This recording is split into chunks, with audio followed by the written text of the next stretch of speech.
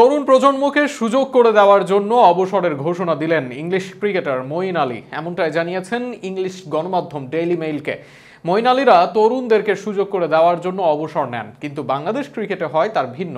তাই তো প্রশ্ন, বাংলাদেশ ক্রিকেটে এমন কালচার কবে তৈরি হবে? তরুণদেরকে সুযোগ করে দেওয়ার জন্য নিজের জায়গাটাই ছেড়ে দিবেন সিনিয়র ক্রিকেটাররা। মঈন আলীর অবসর এবং বাংলাদেশ ক্রিকেট কালচার নিয়ে বিস্তারিত থাকছে প্রতিবেদনে। আন্তর্জাতিক ক্রিকেট ছাড়লেন ইংলিশ অলরাউন্ডার মঈন আলী। ৩৭ বছর বয়সী এই অলরাউন্ডার ব্রিটিশ গণমাধ্যম ডেইলি মেইলকে দেওয়া এক সাক্ষাৎকারে অবসরের বিষয়টি নিশ্চিত করেছেন। অর্থাৎ ইন্টারন্যাশনাল ক্রিকেটে আর দেখা যাবে না তাকে। নতুন প্রজন্মের কথা ভেবেই নিজেকে সরিয়ে নিয়েছেন তিনি। সুযোগ দিতে চান তরুণদের। মঈন আলীরা তরুণদের সুযোগ করে দেওয়ার মহৎ সিদ্ধান্ত নিতে পারলেও এমন কালচার কেন তৈরি হয় না বাংলাদেশ ক্রিকেটে? মঈন আলীর অবসরের সঙ্গে বাংলাদেশ ক্রিকেট কালচারের কি সম্পর্ক, এমন প্রশ্ন কি আপনার মনে উকি দিল? সে প্রশ্নের উত্তরটা আমি আপনাকে দিচ্ছি, আপনি শুনতে থাকুন। বাংলাদেশ ক্রিকেট ইতিহাসের সাফল্য বিবেচনাতে সর্বকালের সেরা অধিনায়ক, বাংলাদেশ ক্রিকেটের জীবন্ত কিংবদন্তি ক্যাপ্টেন ফ্যান্টাস্টিক মাশরাফি বিন মুর্তজার কথাই ধরুন। অনেক আগেই শেষ হয়েছে মাশরাফি বিন মুর্তজার আন্তর্জাতিক ক্রিকেট অধ্যায়, কিন্তু এখন পর্যন্ত অফিসিয়ালভাবে আন্তর্জাতিক ক্রিকেট থেকে অবসরের ঘোষণা দেননি ম্যাশ। অবশ্য চাইলে বলাই যায় মাশরাফি তো আর আন্তর্জাতিক ক্রিকেট খেলছেন না, তাহলে অফিসিয়ালি অবসরের ঘোষণা না দিলেই বা সমস্যা কি?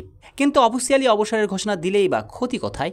তাছাড়াও তো তিনি এখনও খেলে যাচ্ছেন সাদা বলের ঘরোয়া ক্রিকেট। যদিও তিনি ঘরোয়া ক্রিকেটে খেলবেন কি খেলবেন না সেটা ক্লাব আর তার একান্তই ব্যক্তিগত ব্যাপার, কিন্তু এটাও তো অস্বীকার করা যাবে না তার জন্য তরুণ একজন ক্রিকেটার ঢাকা লিগে রেজিস্টার করতে পারছেন না। তরুণদের কথা ভেবে মাশরাফির কি সরে যাওয়াই উচিত নয়?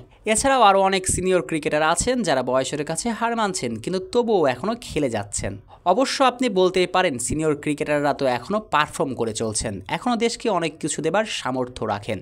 কিন্তু সে সামর্থ্য তো মঈন আলীও রাখেন। দল থেকে বাদ পড়েছেন, চাইলে ঘরোয়া ক্রিকেটে মনোযোগী হয়ে পারফর্ম করে নির্বাচকদের নজরে আসতে পারতেন। নির্বাচকদের জাতীয় দলে ঢোকার জন্য আবারও চাপ প্রয়োগ করতে পারতেন ব্যাটে বলে পারফর্ম করে, কিন্তু সে পথে হাঁটেননি মঈন। তরুণ প্রজন্মের কথা ভেবে জাতীয় দলে নিজের জায়গা ছেড়েছেন, কোথাও কারো নামে কোনো অভিযোগ করেন নাই।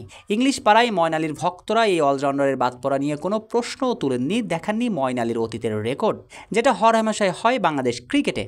কোনো সিনিয়র ক্রিকেটারকে নির্বাচকরা বাজে পারফরমেন্সের জন্য বাদ দিলে ভক্তরা অতীতের রেকর্ড দেখিয়ে নানাভাবে প্রশ্ন তোলেন।